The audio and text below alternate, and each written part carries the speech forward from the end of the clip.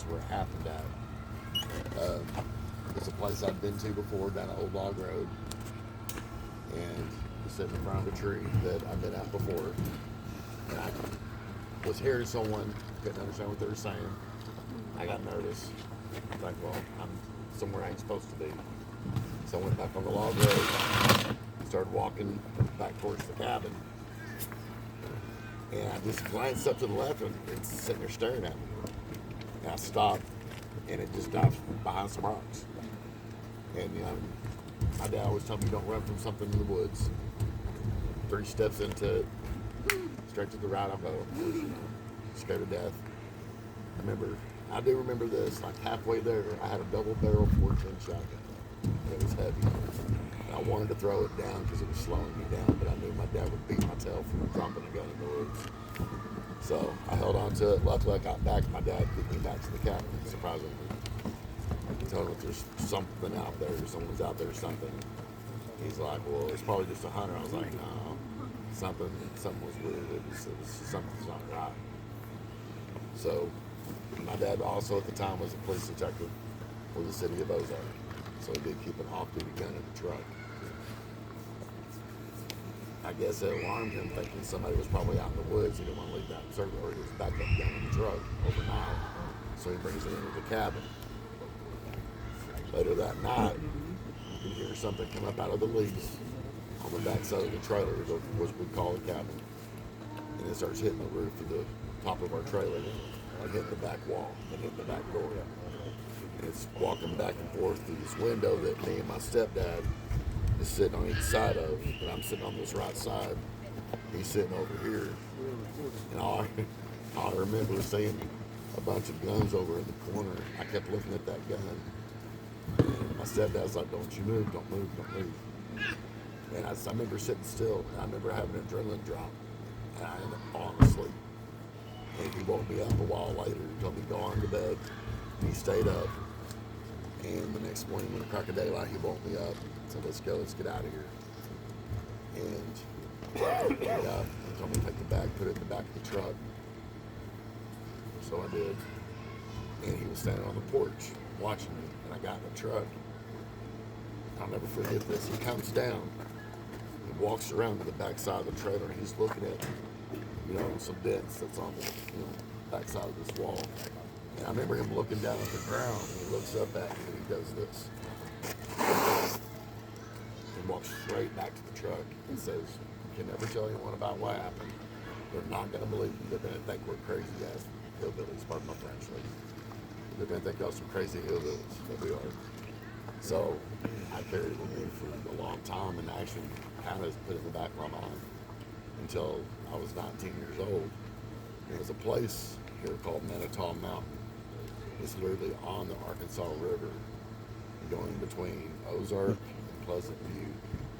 And years ago, it was a mental institution named Mountain View Lodge. That's when I worked there, is when it was a mental institution. And I worked the midnight shift. Well, me and one of the patients, which wasn't supposed to be up, but he was walking around with me outside. He was real short. Well, he sees something move, and he goes to lay on the ground. I didn't see this, but I guess because of his height, he got a better view of it. And he kept saying, there's someone there, there's someone there. I'm like, nah, let's go check it out just to make sure. And I get up there, and there is something on the ground.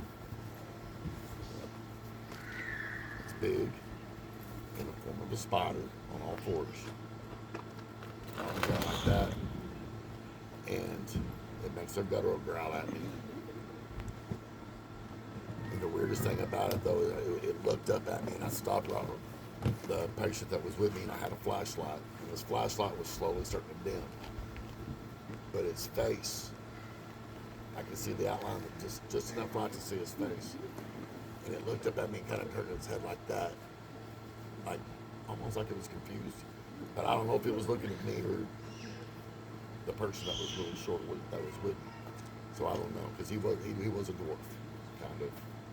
I'm not trying to be, I don't know if that's an appropriate word for it, but, So I grabbed him, we backed up, and I wasn't going to tell anyone about it because I really wasn't for sure what it was.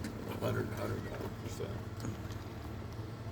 But I mean, it's common sense, what it was. But what kind of confirmed it for me was the next morning, my boss calls me at 9 in the morning, telling me I need to come back down there. I'm like, what's going on? And I kind of knew anyway. And she said, just something happened here last night. And I'm like, I ain't supposed to be out with this guy to start with outside this building, so I'm going to get in trouble for that. So I'm like, yeah, did you walk up on something? I'm like, yeah, because what was it? I was like, I don't know. Because I really don't know. And I lied to her. I did tell her it was a dog, but I'm not convinced it was a dog. I'm convinced it was what he said it was. He kept telling everybody there was a monster that we walked up on out there on all fours. I carry this for me today because I don't know what kind of crap he went through, is the word I'm going to use, because he was a mental patient. And he actually did see something. I was the witness. I was there. I Where did my it, Dr. Pepper go? and I lied about it. So this is my first time to ever come 100% thinking about it. I guess I need to get that off my chest. Oh, I got it. Yeah, thank you. But that's one of the reasons why I do this too. I don't know, because he's no longer with us either. So Arkansas or Ozark's got some really weird history. It's got some strange stuff going on here. There is some things that attract, some outside stuff. I think that Boulder fills through here has a lot to do with it. I mean, there's caves all over the place in this county, and Johnson County, and Newton County. There's just something about this place that weird stuff lights.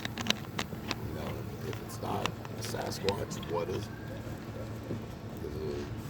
I keep hearing the word skinwalker. That just gives me the heebie-jeebies. I hope it's not. You never know.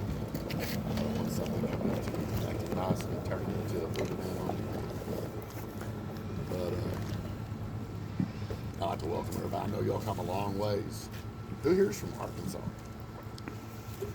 Who here come from out of state? Thank y'all. Wow, really? And this kind of started with me and my oldest son. This isn't around right now, but me and him really got into it. St. Nicholas Allen Huff. He's all about Sasquatch. Wendell and Dell's met him. Allen's met him. Leslie's met him. And he kind of had a goal to pull a lot of people together that was interested in the same topic. And I wish he was here to see this. This is great. I never thought in a million years that we would pull this many people in the state of Arkansas and outside the state. And I'm shocked. I'm getting goosebumps thinking about it. I personally thank y'all. Like everything that I've been saying for the last 5, 6, 7 years that I just started kind of coming out about stuff. I feel like y'all guys probably believe it, or y'all wouldn't have come here. Y'all wouldn't keep coming here, and walk through some situations. So you have to hear on me and stand up a couple times. So I'm just glad to see I got a good support team. I kind of feel like it's growing, and I want to welcome everybody at the same time. Thank you. That's all I have to say. Yeah.